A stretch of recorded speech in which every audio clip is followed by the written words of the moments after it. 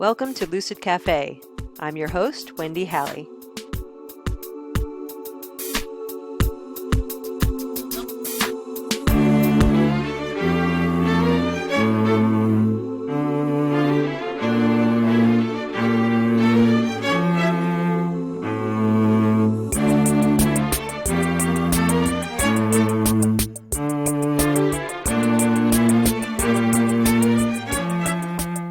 This episode is another one of those important episodes I'm so excited to share with you. My guest, Kimberly Pierce, has been a physician's assistant in the same rural, federally qualified health center since 1987. She's been committed to the importance of educating medical and lay communities about the impact of toxic stress on physical and mental health. And recently, she produced a documentary project on the ACE, or Adverse Childhood Experience, movement in Vermont. She's calling the documentary The Faces of ACEs. She's showing the film to audiences around Vermont with the goal of bringing awareness to the devastating effects of trauma and the healing that can happen once health and human service practitioners are trauma-informed. Kim shares how her exposure to the ACE research findings was a game changer for her professionally and personally. Her passion for helping people with trauma, which is pretty much everyone, feel heard and cared for is potent. Every word that comes out of her is dripping with a sense of hope and urgency. If anyone can bring attention to this very important topic, it's Kim Pierce. Thank you for coming on the podcast, Kim. Thanks for having me. So I'm excited to talk to you about this project that you've been working on. Mm-hmm. I would love for you to, before we talk about the project, maybe you can tell us a little bit about who you are and what you do and how this project came to be. I would love to. I don't want to talk about anything else, so it's nice somebody actually wants to listen. Are you kidding me?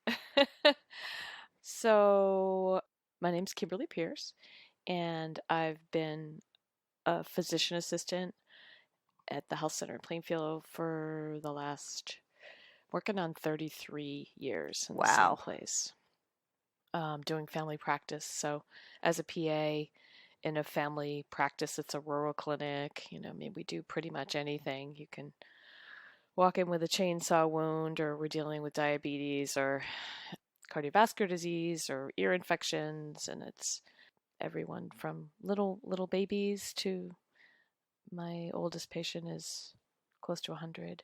And I also really enjoy doing home visits. That's still a thing? Yeah. Here in Vermont, I guess, huh? Yeah, I mean, not all the providers that I work with do them. Just a couple of us do, but I like going into people's homes and really seeing and understanding on a deeper level, and also having just difficult conversations with people about end of life. And Wow. so Yeah. that's the kind of thing that just kind of keeps me going. But I've, like currently we have, like I actually take care of a family right now that there's 4 generations. So I do a home visit on the great grandmother. I see the grandparents, the parents, and the great grandchildren who are now babies. And I've been taking care of them all for a really long time. And so it's really quite an honor to have that kind of aerial view, because I've been in the same place for so long, and I remember what it was like when I started in 1987, and what it's like now is very different in a lot of ways. You mean how medicine is practiced, or just even the types of things that we're dealing with. And many of us feel like in a lot of ways things are getting worse and worse in terms of suicide and substance abuse and opiate addiction and depression, and so a lot of mental health related self-harming behaviors, and as well as alcohol abuse and binge eating and smoking and so many things that I've just felt so helpless to do anything about. Definitely, I really care about a lot of these people, because they're we spend more time at work often than we do with our own families. And I feel like my patients become my family in a lot of ways. And I love that connection that I have with people. It makes it way more fun. It's really cool to hear that still after all these years that you still feel that way, Hmm. that you haven't entered into severe burnout.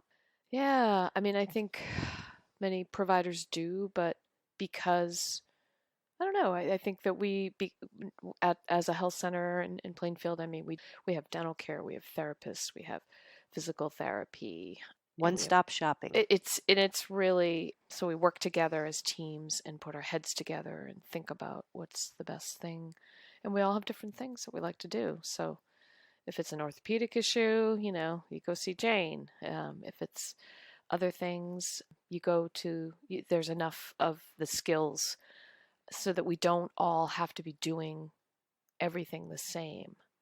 It's very freeing and I have a lot of independence. So, yeah, I don't feel burnt out at all, even though I get tired and some days are tough.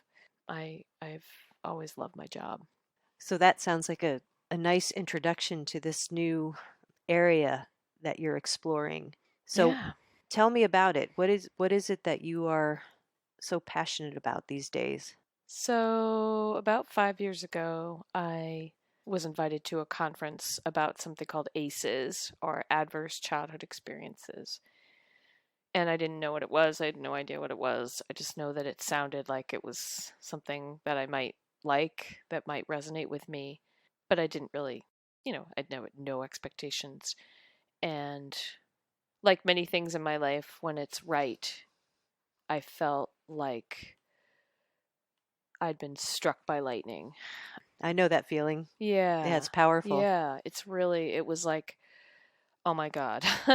um, I can't, this is something this is going to change the rest of my life.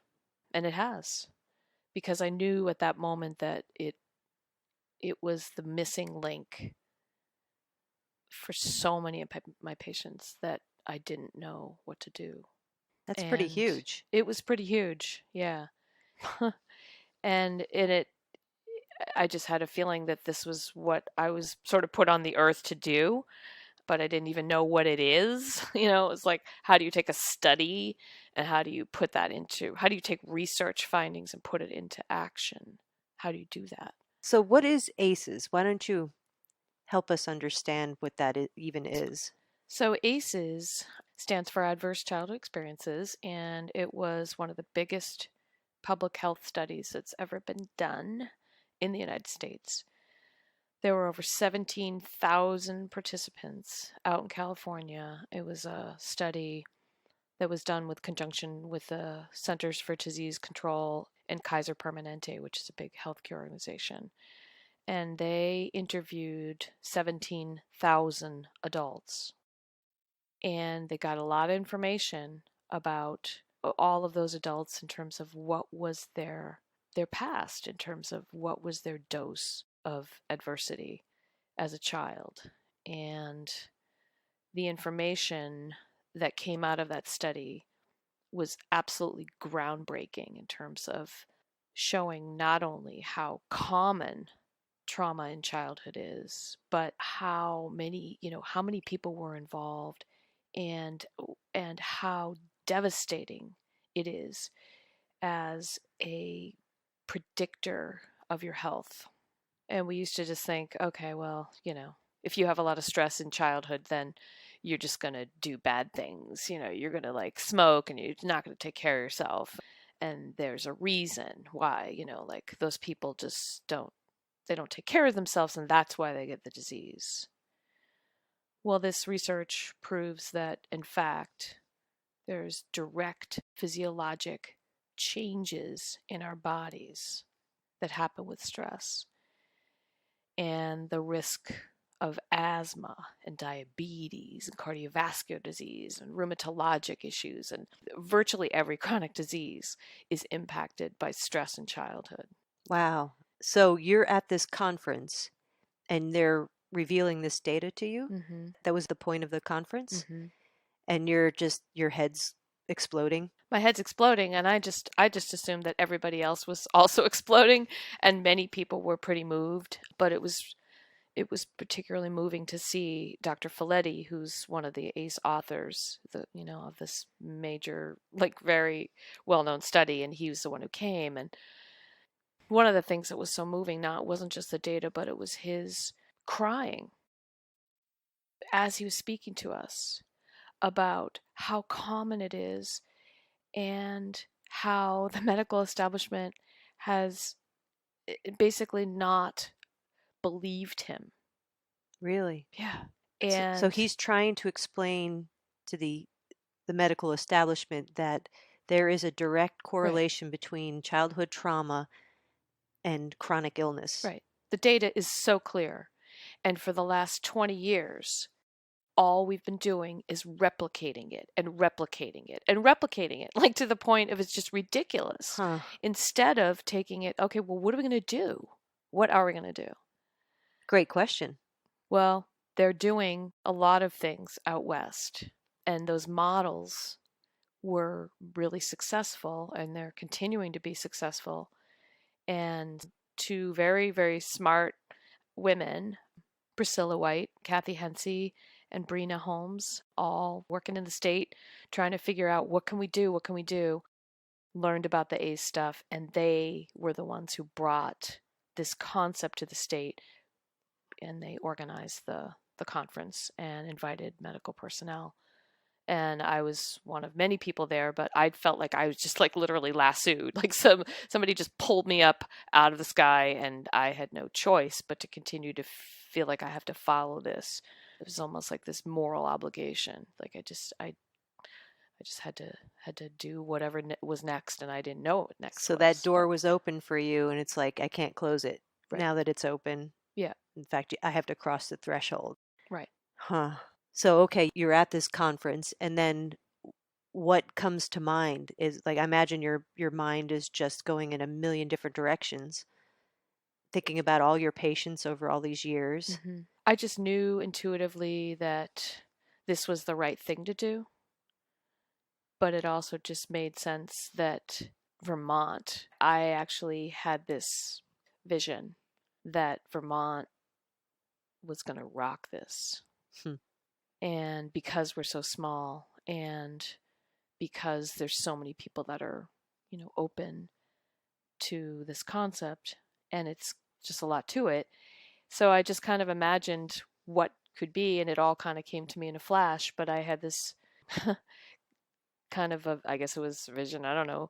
I had this idea of creating children's community resilience centers all over the place, all over Vermont, where it would be a community center that didn't have any other past, like not a yoga center, not a YMCA, not a place where other people have already come together, but it's a Like a place where people come together in a way that's trauma informed, which means essentially you're looking at people in a very non judgmental way and in terms of accepting where they're at. And just having a place where people can come do yoga or have a picnic or sing or have knitting classes or maybe some daycare or some playgroups or some senior centers, and just have a place where people can come together and feel like it's a sanctuary for everybody. So when you talk about this, you're referencing this. What is this? Like, are you referencing other models? What are Well, essentially, the antidote and the solution to childhood trauma is community. It's the only thing that will work. And so, figuring out a way to build community in a way that we haven't before. And I'm imagining community centers that could be connected by pedestrian paths to each other or bike paths, getting people outside, getting people to learn resilience skills, learning about the stress response, learning about how could they take this science into their own sphere, whether it's as an educator or a mental health worker or just a babysitter? How can we learn about this all together kind of at the same time? So we have a trauma-informed state. State. Gotcha. State. So, yeah, to me, figuring out a way to create a universal public health education campaign about ACEs. It sounds like a really key component is the connection piece, right? If you're Right. talking about communities so that you don't Hmm. feel like you're alone. Right. Because I don't think, you can go online and get your ACE score. Oh, really? There's like a Yeah. self-assessment you can Yeah. do? But I Okay. don't recommend it Okay. because there's nobody there to talk to you about it. Oh, It's yeah. not about knowing what your score is, it's getting feedback about it and acknowledgement and validation or whatever it is, wherever you're at, talking to somebody who's skilled at understanding what it means for you and helping you understand it. So I feel very strongly that people say, "Oh, when is your film going to be online?" I say never, never, because I think we need to learn about this together. Okay, so you mentioned a film. Yeah. Yeah, so I knew that I was going to sort of take this concept. I didn't know exactly what I was going to do, but I knew that I wanted to start screening my patients for ACEs. Um, but I was pretty much told that I can't and I shouldn't. Told by Um, whom?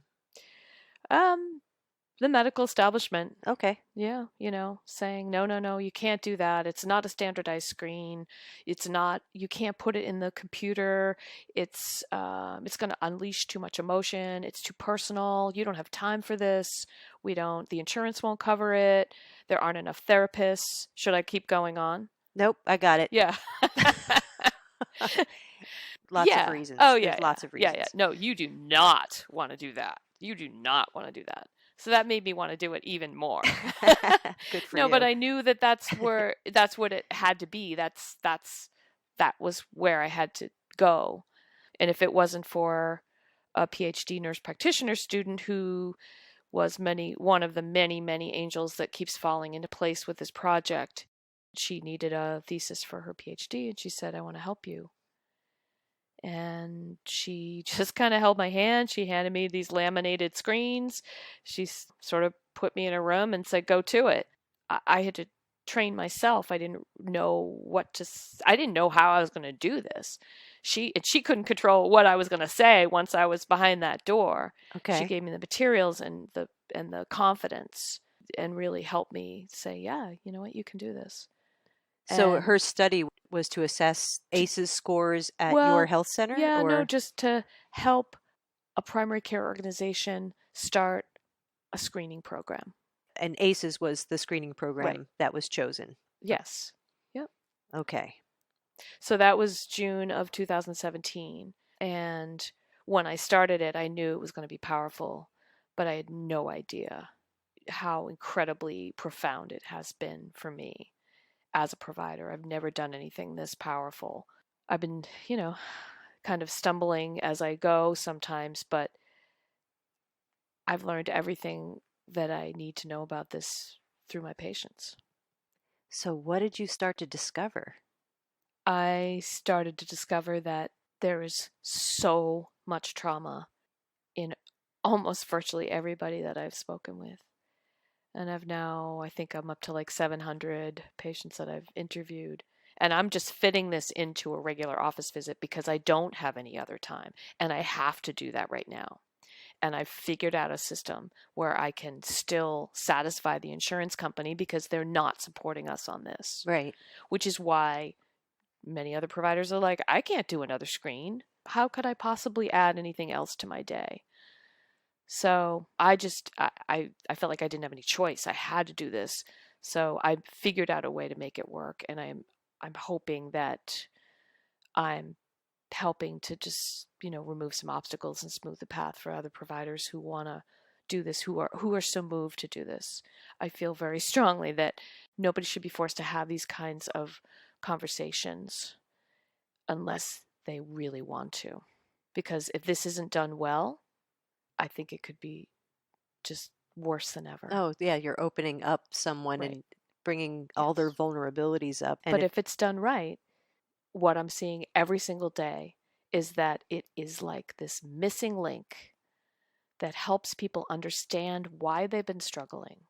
It's almost like you're just peeling off the layers of this onion until you get down to this juicy pulp, and then people are able to kind of get that aerial view for themselves and understand how everything is all connected. that's just from the assessment. They go through this assessment and you're, of Right. course, Yeah. supporting them through the Right. process, but Yeah. it's creating a new frame for them to see themselves through. Yes, because the biggest takeaway that I try to help people come away with, if there's one thing they come away with, it's understanding that if they did have a high score and they have a high score and they were dished a lot of crap as a kid, that it wasn't your fault. Ah, that's powerful. And by saying it over and over, like, whatever happened to you, there's nothing you can do to prevent it from happening as a child. But one of the things I learned, which kind of all ties in, Dr. Bezel van der Kolk is a researcher, and he wrote a book called The Body Keeps a That's Score. right. He's a trauma Yep. specialist. Yep. And I've done many trainings with him. And one of the things that really stuck with me is he said that something that happens universally to children who have experienced a lot of bad stress. If children are in a situation where they are living chronic stress, they are not able to get away from it.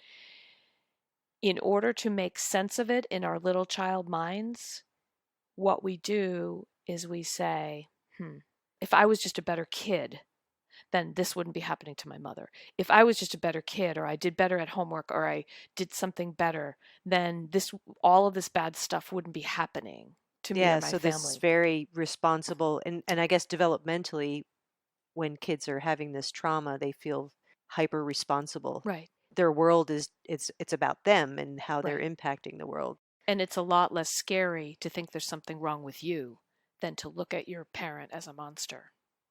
Very true. That's just way too hard. So most kids end up taking it on and just saying, I'm just a piece of you know what. Mm. And that's the thinking that gets carried into adulthood that is so not helpful. And if you can literally cut that shame and blame and explain there's, physiologic reasons why you're a smoker or why you might be struggling with alcohol or whatever it is that people are struggling with, and that you can't change what happened, but you can change your response to it. So seeing that people do have an ability to choose, that's the most powerful thing. And they are. And that's the crazy thing is, I mean, I thought it would be helpful, but I had no idea that it would be as helpful as it is. And there's now data from out west to show that if you do this, what I call a screening for ACEs, and not just telling you what your score is, but giving you feedback, just taking a moment to check in and see what you need next and coming up with a plan. So the data out west shows that by just simply taking this, sometimes it's 10 minutes, you reduce hospitalizations, emergency room visits, and office visits for an entire year by as high as 30%. Wow. So people feel empowered and they feel like they are in a better place and they're not falling ill and they're not needing to go to the hospital. It's incredible. It's like, okay, well, why aren't we all doing this? Yeah. So this is just as a result of doing the screening and Yes. walking somebody through the results. Yeah. And in response to that, they're changing their frame about themselves. And Right. so they feel Less ashamed. less ashamed. Okay. They feel probably a little more empowered. Oh, totally empowered. So I've had just a few weeks ago, I had this woman call the front desk and leave a message for me, which was just I really appreciated, by the way, if you're listening. This is somebody who's been struggling with her weight for as long as she can remember. And I was She came in for a sore throat or whatever it is, and I did her A screen, talked about how high that was and how it wasn't her fault. And she is now been exercising for like 150 days in a row and is losing weight and stopping binge eating. And even after just a week later, after I'd screened her, she came back in for a follow up. And I said, "What, how's it going?" She said, "Well, what you said was so incredible for me. I found myself for the first time wanting to go get something new as like a dress or something." And she went in and she went shopping and she tried on a piece of clothing, and for the first time in her life, she looked in the mirror and said, "You know what? That's kind of cute. I think I'm going to get that." Amazing. I've had other people stop doing opiates, stop drinking, stop binge eating, start exercise, go to counseling. I mean, you name it. In response to this Yes. screening. Yes. Holy shit. Holy shit. Okay. Yeah. So, started talking about the film. Yeah, so I started doing these screenings and I was like blown away by what was happening and left and right. Like all these people that were just like, first of all, had never shared this stuff because nobody's ever asked before. And so I kind of imagine that the worst possible thing that can happen to people after they've experienced some trauma is to not be able to talk about it. Mm. And that's where our culture's at. Luckily it's changing, but 50 years ago, if you experienced a rape, nobody wanted to know about that. And it was all about feeling more shame because, I mean, if it's so unspeakable, then how does that make you feel? It's just, and this sort of kind of victim mentality that, even women get, adult women who've been raped who feel ashamed. Why is it, and I can say this as a woman who has been forcibly raped, why did I bring that shame around that for so long? Mm. I don't know. I don't know. Why is it I didn't talk about it? Because it's not what we do.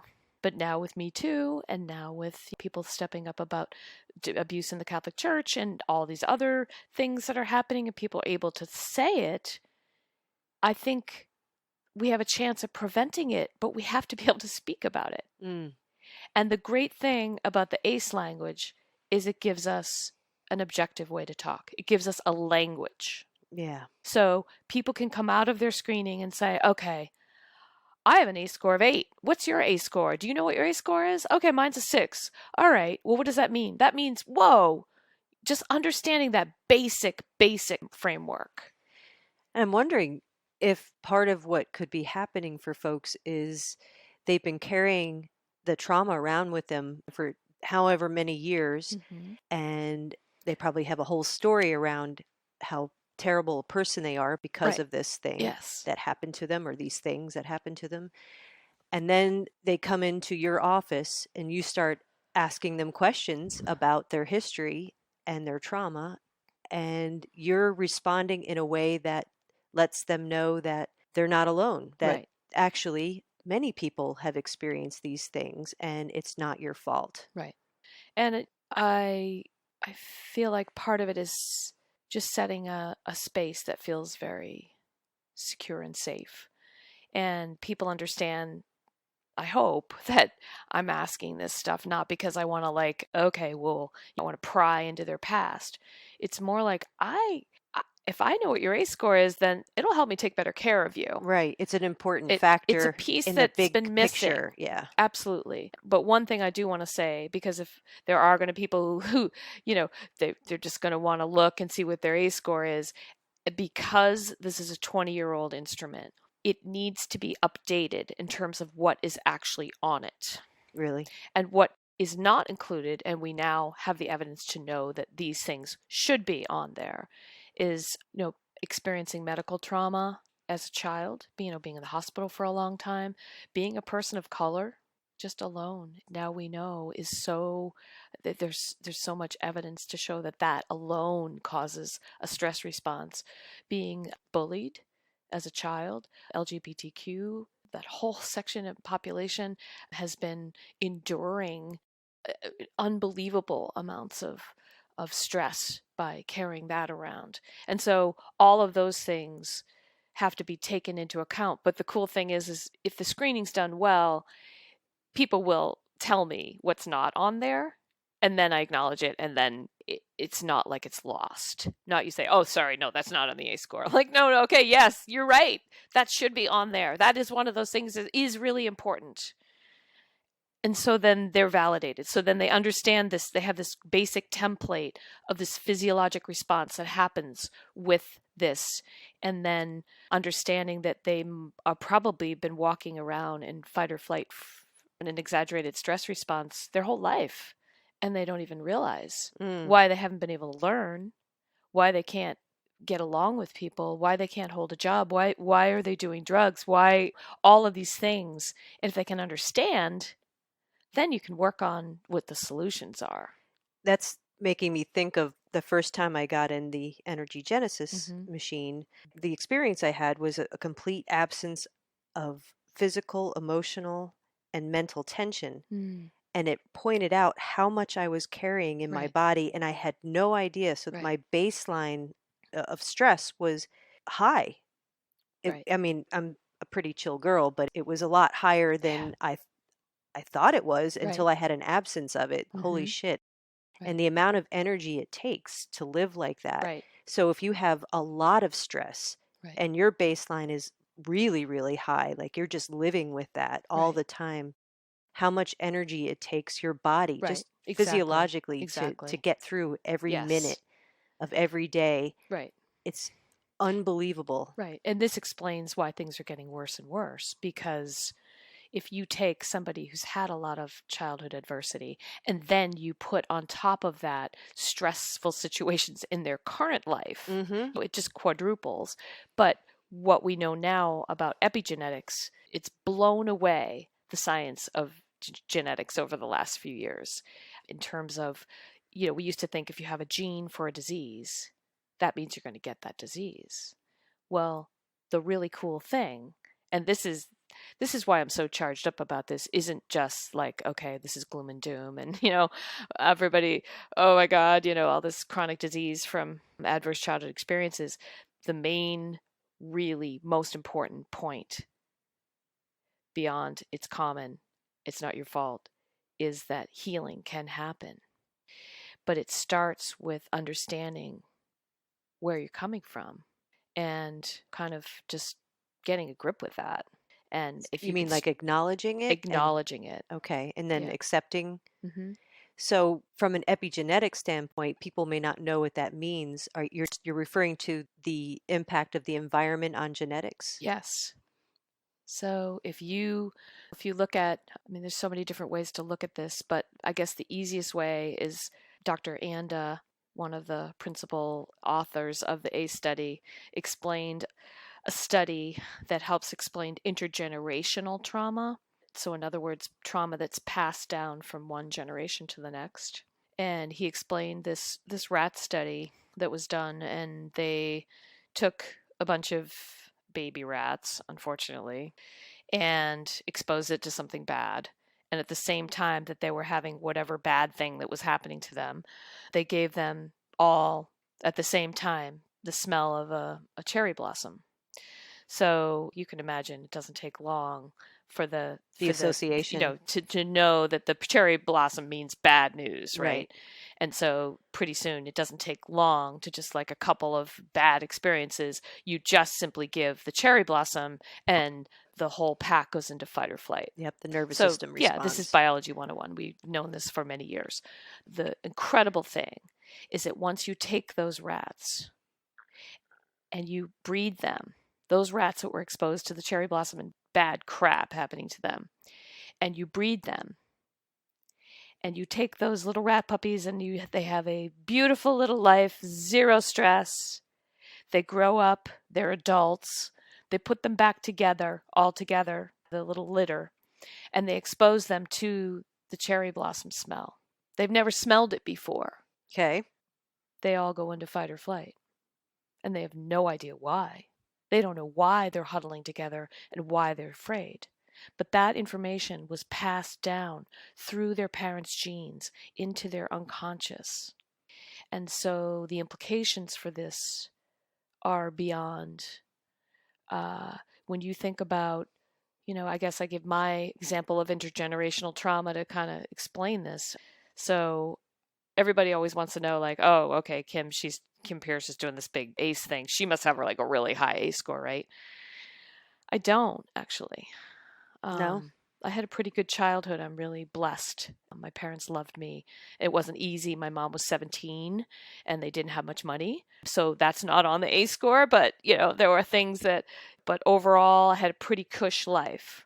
But I never understood why I had asthma and migraines and sleep problems and nightmares and anxiety and stage fright and like all this stuff, especially after I started learning about ACEs and I saw how many of my patients had experienced some really, really bad stuff.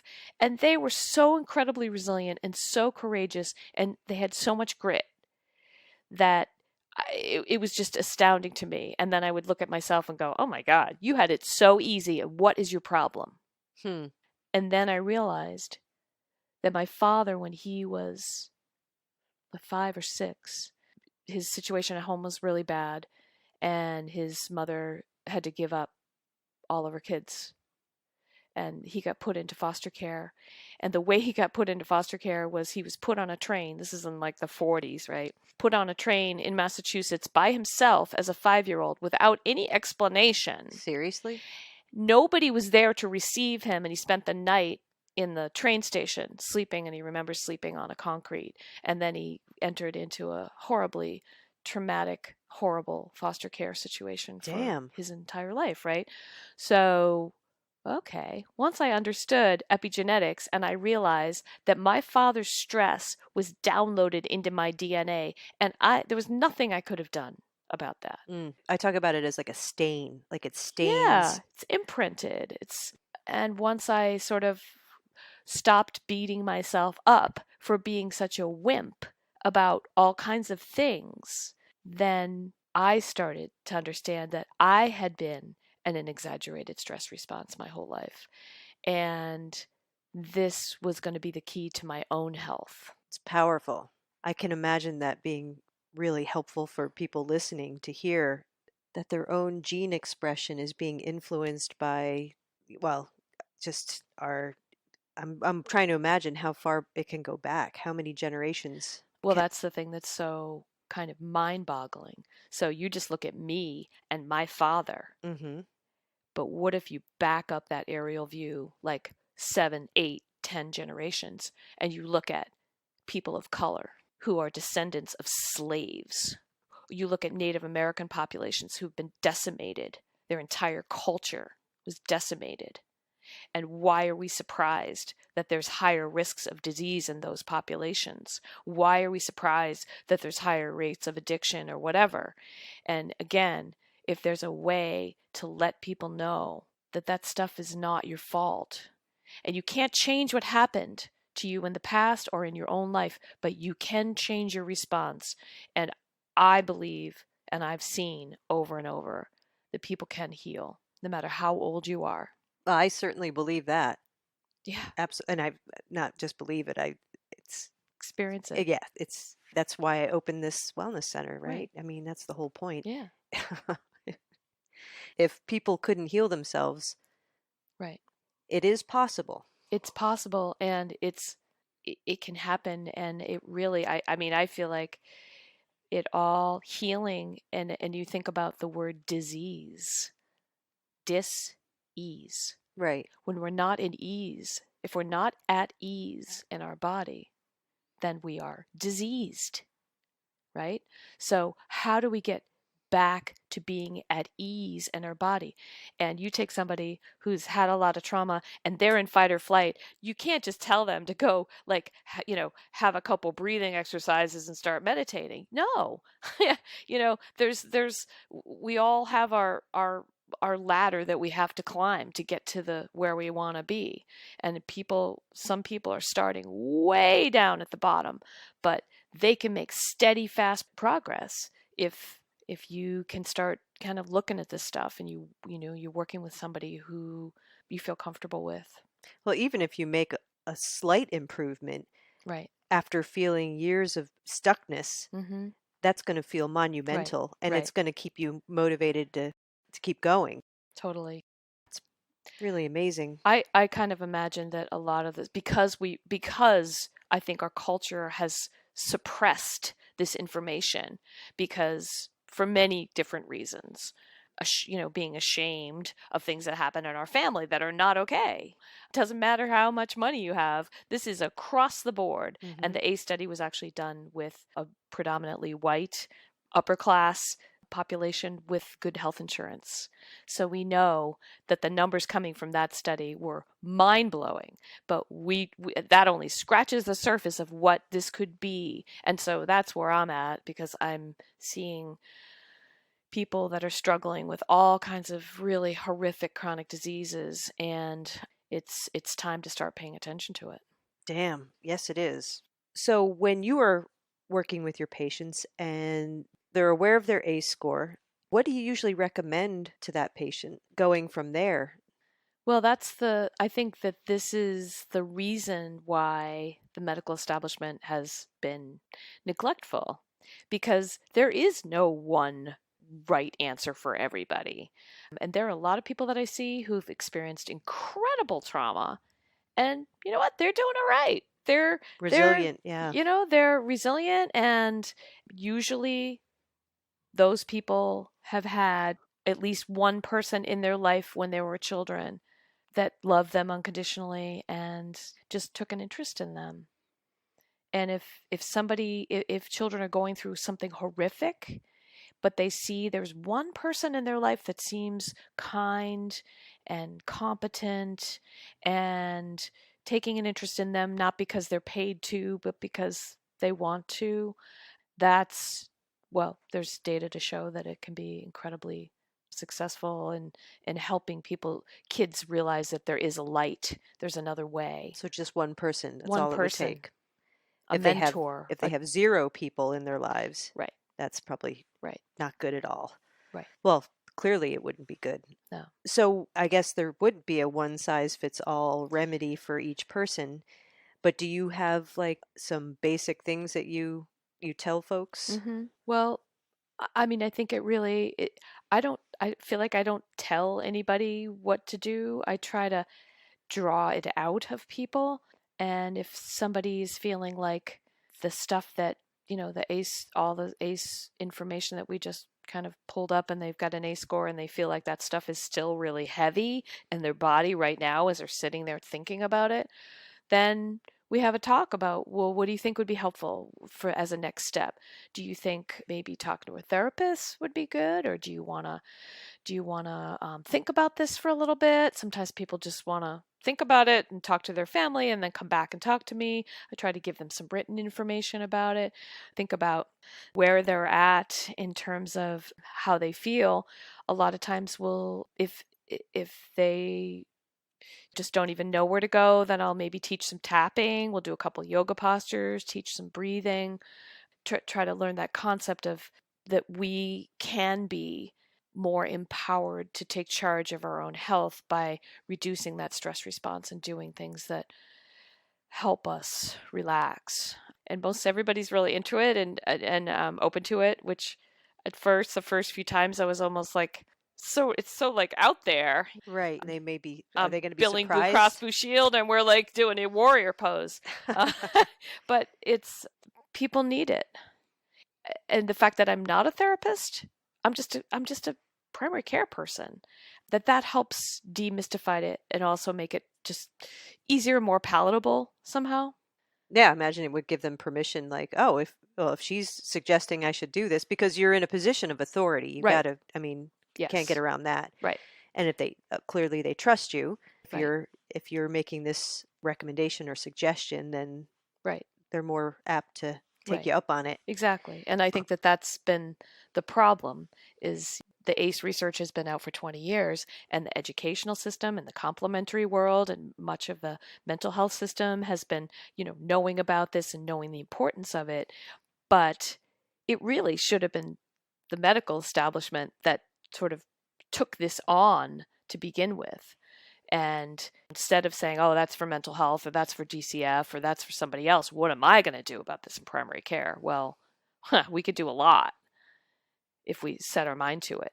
I'm thinking right now, the whole idea of what's coming to mind for me is the concept of indigenous mind. Have you ever heard that? No, It's a worldview, a cultural worldview mm-hmm, held by indigenous people, mm-hmm, where it's all about being in relationship with right. the natural world, your Yes. environment, Yeah. your community, and of course yourself, Right. as opposed to colonial mind, Right.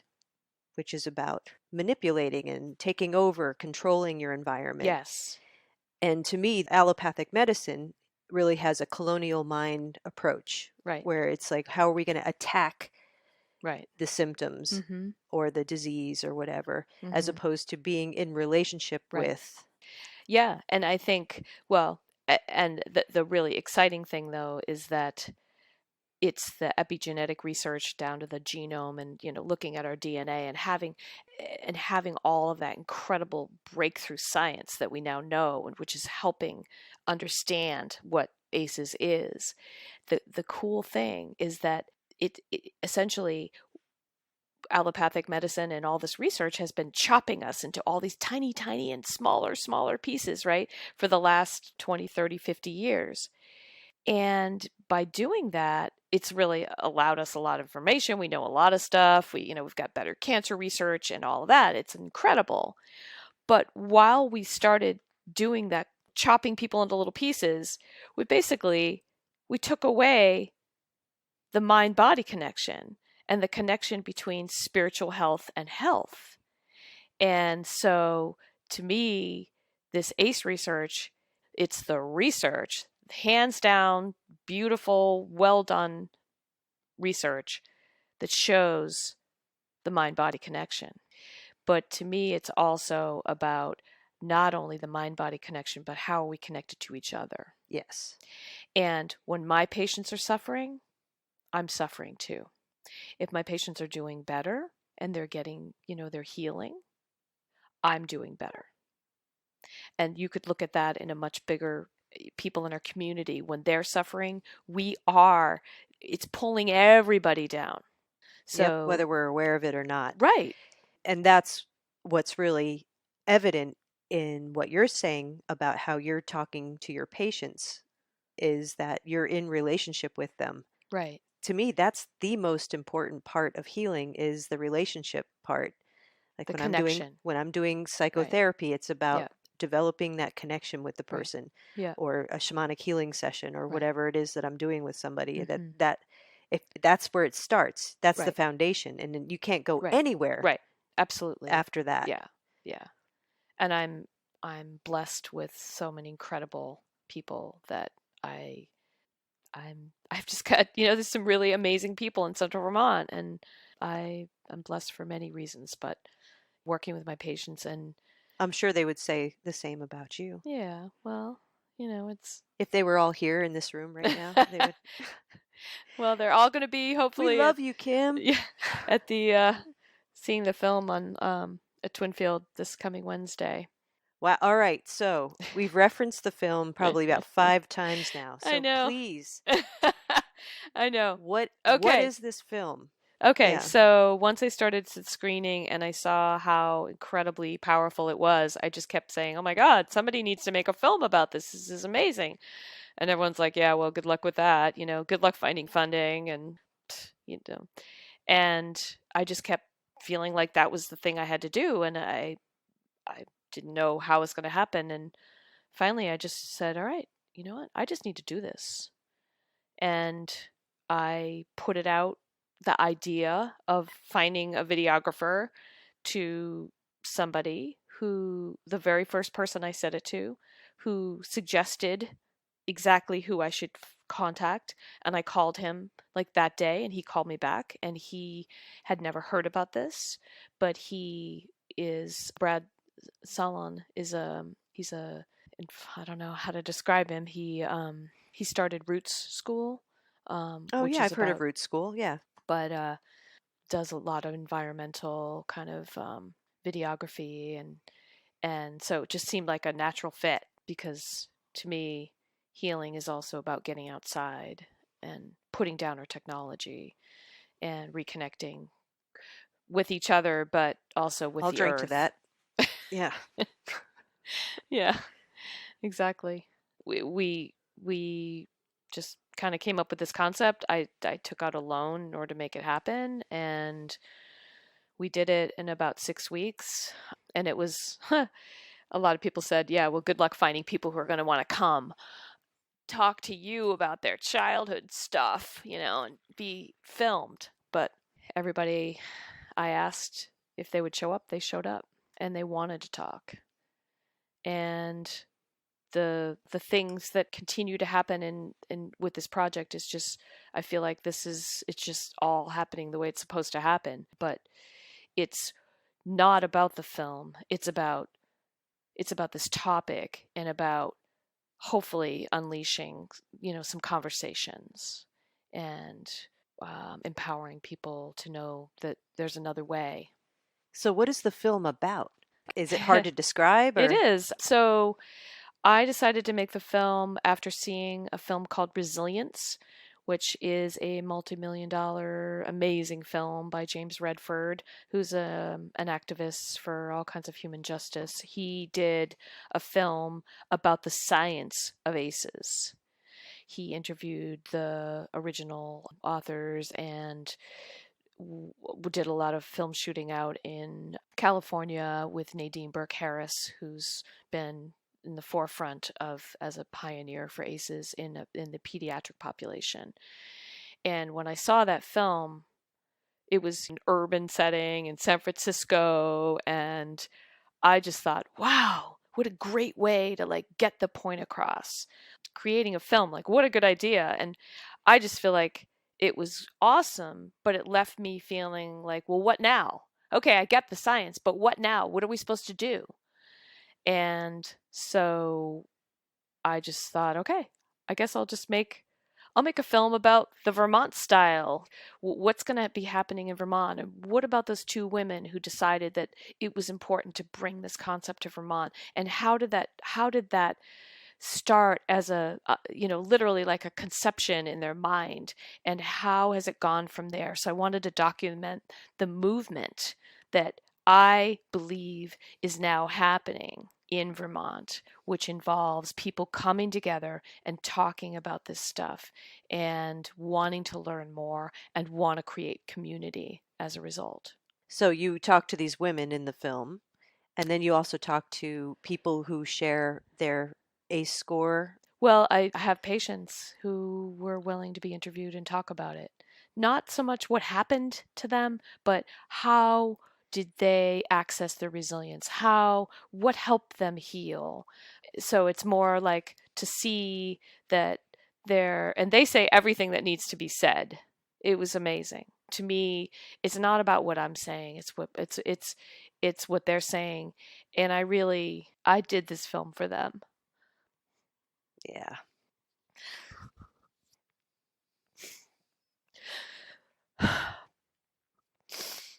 So you're not passionate about this at all, huh?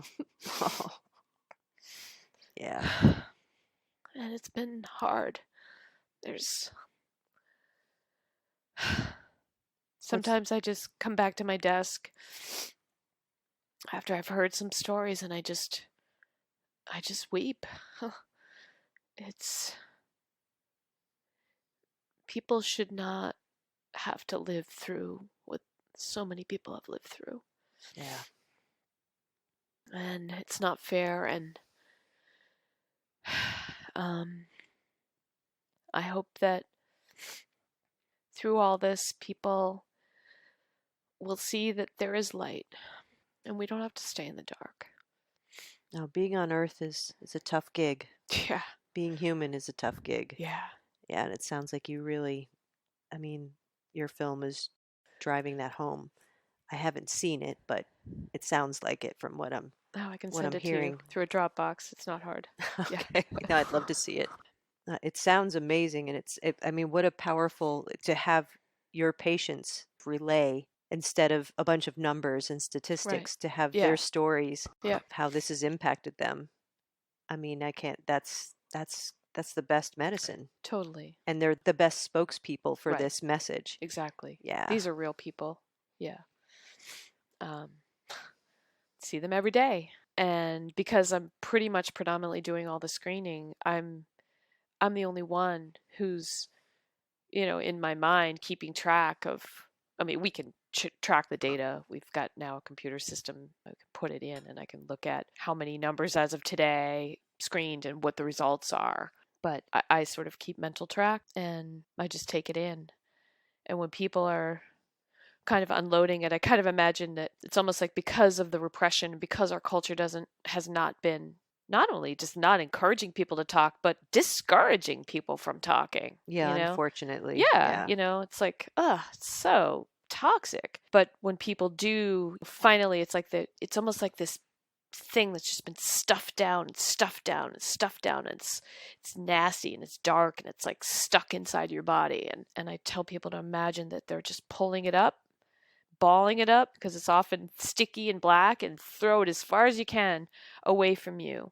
And people usually smile and they know exactly what I'm talking about. Hmm. And I think that visual, and I keep coming back to that when I see people, like, so is it still coming up? Like, you still got stuff that, but a lot of times people feel like, yeah, I just threw that thing. It's so out of my body now. It feels so good. I feel so much lighter. Very simple Yeah. concept, Yeah. but it sounds like it's having a Yeah. big impact. And all this stuff just kind of came to me. Nobody told me like all these imagery and all this kind of stuff. I feel like That's how it should be, I somebody think. is I'm not. I feel like with many creative endeavors, it's just like it's not, it's something else that's driving me. I'm just the vessel, Right. It's I'm coming just from some part it's of you. it seems like it's coming from something much bigger than me. Well, it could be a part of you that's just bigger than you. Yeah, that's true. What is your hope for this film? I hope that this film could be part of a universal public health education campaign. And I keep waiting for the policies to come into place. I've shown my film at the State House, I've shown it up at UVM. Everybody's like, whoa, this is awesome. We love this. But nobody's ready to say, well, what's the next step? How are we going to put the money into this or whatever? So I'm just going to keep doing what I'm doing, which is going into communities and showing the film to as many people as will want to listen, and trying to facilitate a discussion about how can we go back into our lives and start implementing this. And sometimes it's simple as just like looking behind you in the person in line at Shaw's and realizing they're struggling, and smile at them and know that maybe just say hi or extend a hand or whatever it is. And that's the kind of stuff that we could do right now. Do you want everyone to see the film or do you want just policymakers to see it? I want everybody to see it. So Yeah. I'm thinking that after you see that, it can change the way you view things. Well, I feel like what it helps is like I'm only one person and I'm only in one clinic. And so I can only see people one at a time. The film, I hope, once I can finish it, and I need to raise some money for that, I think once it's finished and it has all the information that it needs to in the beginning about what the science is, because I don't get into that. I don't try to replicate the resilience film. It's just, I kind of imagined that people would watch that for an hour, we'd have a quick break, then we get into my film, but it's just too much. It's too much to comprehend. So I have to figure out a way to, in 5 minutes, give people just enough information to kind of understand what the topic is and why I'm doing this and why Vermont is taking this on and why it's so important and why everybody deserves to understand it. One thing I wasn't prepared for, which is really incredible, is the people with the high scores, and that all of that, I kind of figured that would be helpful. But the other cool thing is that when people take the score, I give the whole lowdown, because I don't know who's had high score or not, so I want to make sure I really establish a safe space for people. And sometimes once people understand what the whole background is and how many people are impacted and everything, they take the score and they have a zero, say, and then they kind of like get small. They're like, oh, I feel kind of guilty, like my score was so little and there's so many people that are suffering. And I'm like, no, no, no, no. The guilt doesn't do any good. Put that energy into extending, maybe understanding better why people are struggling, and be the light for somebody. And so people often leave saying, wow, I never realized how lucky I was. So leaving with some more compassion than they walked in. Have you been exposed to the Brene Brown material? No, not really. Oh, she's a social worker researcher who did a lot of work on shame and vulnerability. Mm, And it's more like the after effects. It's like you get your ACEs score, and then you're dealing with, well, not necessarily, not the after effects. It's just the effects of living with this intense shame right, and how petrified we are of being vulnerable. right. She's a really powerful speaker. She has a Netflix special that just came out. I'm highly recommending it Mm. to everybody. Oh, that's great. I feel like there's definitely a level of awareness and momentum that's happening in our world right now with all the bad stuff that's going on and the corruption and the greed and everything. I feel like there's also a beautiful thing happening that's people becoming more compassionate and more able to reach out to each other and sort of stopping this like, oh, all for one and one for all, I don't need anybody, I can do it. If I just pull up my bootstraps, I can do all this by myself. Well, look what that's gotten. Look where we are right now. Right. And clearly it's not the answer. So I'm kind of hoping that I want to reach out to the religious right and say, you know what? I think this is something we can really all agree on. Reducing the stress of children. We're going to save money and we're going to improve outcomes and we're going to have a better world for everybody. No matter what religious background you're coming from, I think everybody pretty much agrees that that's where we want to be. You would hope that that is kind of a universal wish. Yeah, I think it is. I mean, how could it not be? Yeah. Well, everything's so divided right now. I Right, mean, I right. I would hope that, yeah, hard to know how people respond to things It's true, anymore. but people ask that word trauma informed, what does that mean? And I have my own definition for that, and that just to me means using soft eyes when you're looking at somebody. I like that. Yeah, kind of makes sense, right? Like if you're looking at a little child playing on the floor with a puppy, that feeling that you have, It's universal. it's universal. Doesn't matter what you believe Right. politically or religiously or whatever. And unfortunately, because of the benefits of Western medicine and the science that has chopped us into little pieces, it's also, I believe, prioritized using our frontal cortex, which is looking at people and labeling them. Oh, they're big, they're little, they're small, they're old, they're young, they're Republican. All of these things that we look at somebody in a second or two, and we can size somebody up based on all of these compartments. That's a great point. And if we could stop doing that, instead of looking at somebody and having all these words, you could just look at somebody and think,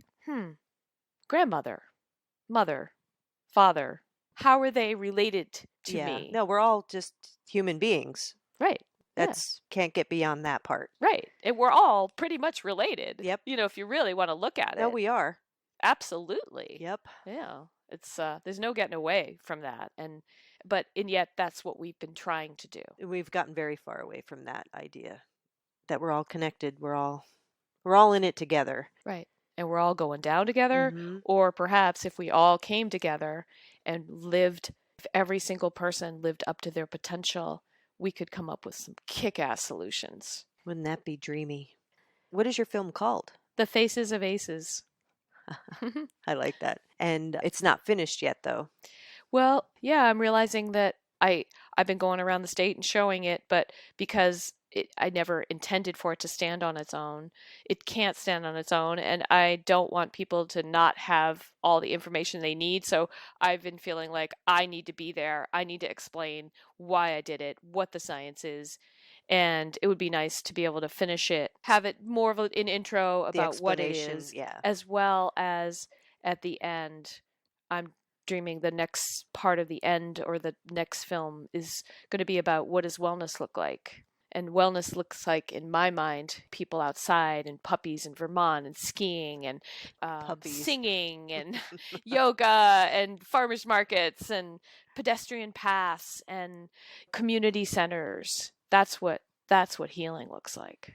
That would be a cool follow-up to the film, because I think that's where people are gonna be left Right. wondering is like, "Okay, now we So know now what's this, what next do we next? do Right, about right, it?" The same exactly. question you were So, asking. yep. So I'm getting ready to start a GoFundMe and I need to raise about $15,000 to get some experts in the field to be interviewed and to sort of tie it all back together so that I could then hand it off to various organizations and say, go for it. Use this as a training.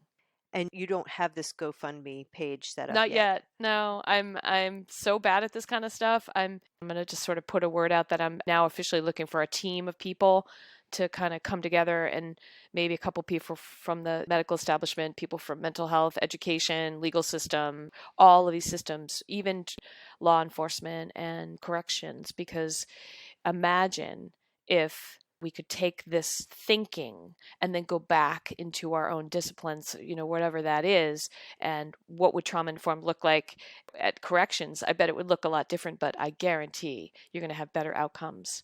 Because if you're coming at people and looking at the kid who's misbehaving in class and why can't he sit and stand in line? Well, guess what? He's in fight or flight. He can't sit still. He can't learn. But we've all looked at that situation and we just say, what is wrong with you? Why can't you just behave? But instead, understanding the neuroscience and epigenetics and all of that, if you can look at that same situation once you really do understand this, and instead you say, I wonder what happened to that person. Right. I wonder There's a what, reason why yeah, this is happening for yeah. this person. Not what's wrong with you, but what Mhm. happened to you. How about we start from there?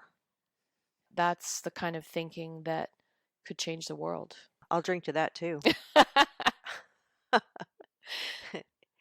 I think the seeds have been sown and they're starting to blossom all over the place at the same time. And now I mean, I'm getting like email lists for people at various the different film showings that I've been at, and people want to help. They're like, I want to help you, and I'm like, I don't know what to tell you. I don't know what I need help with yet, but I'll let you know. And I feel like I'm now at that point.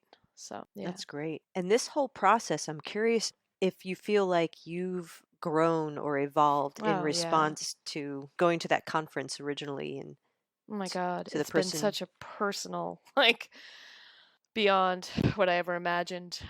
Because I was so, and I've still like so obsessed with thinking about this and how to, it's like I'm always looking for opportunities to figure out what can I do next? And I've lost a lot of good friends along the way in the last couple years What do you mean? because I won't shut up about it.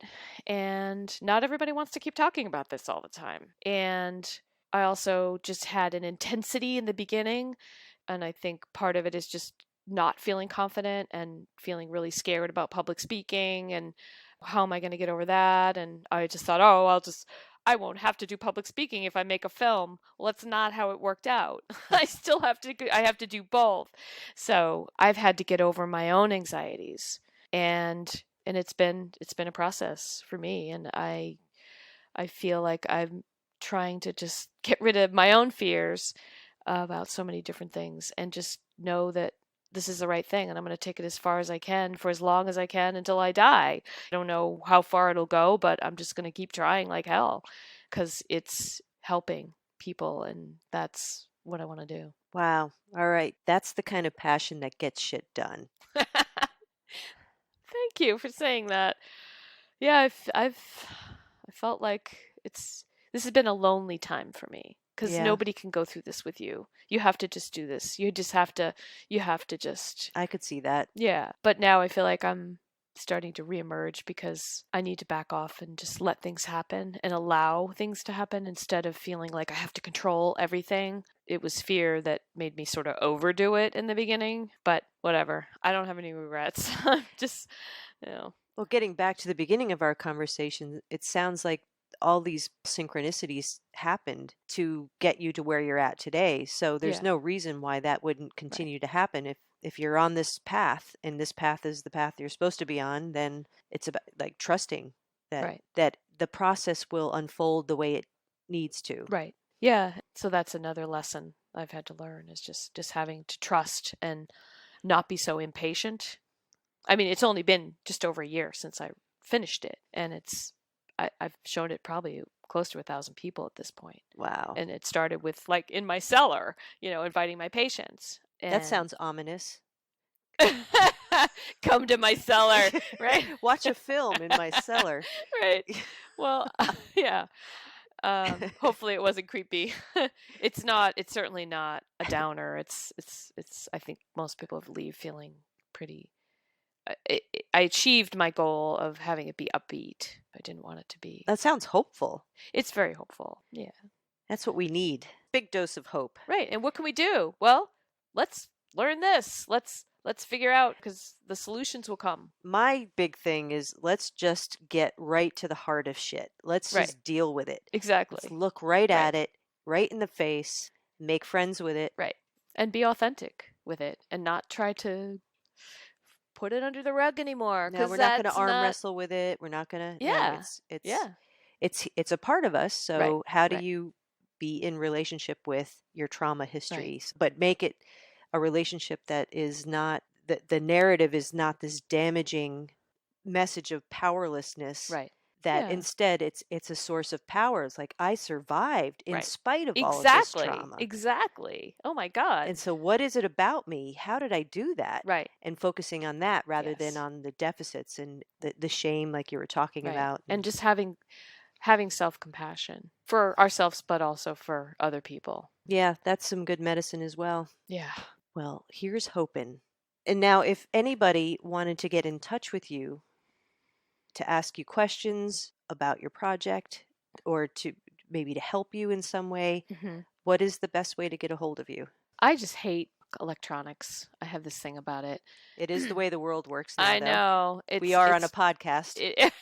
It's true.